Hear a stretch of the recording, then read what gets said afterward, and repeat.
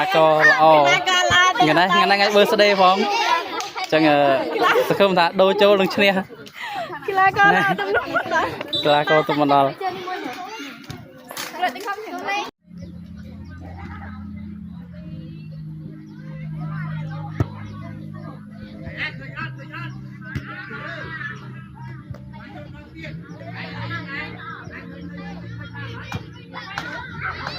cameraman anh đang bàn màn phô đấy nữa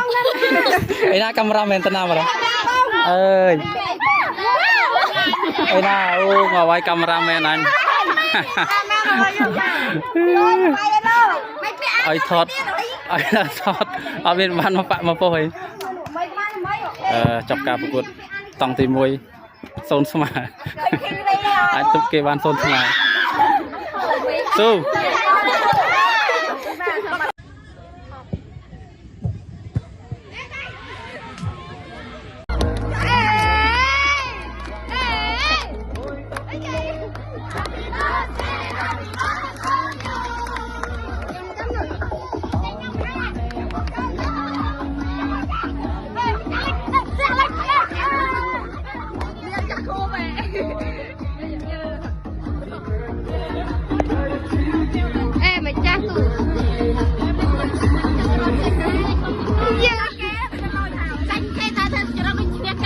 cái đó cái rồi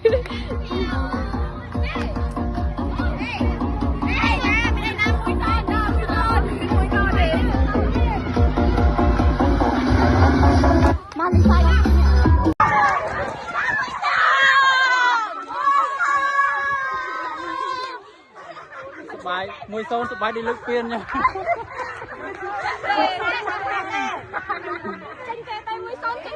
tranh kế ra sẽ bài à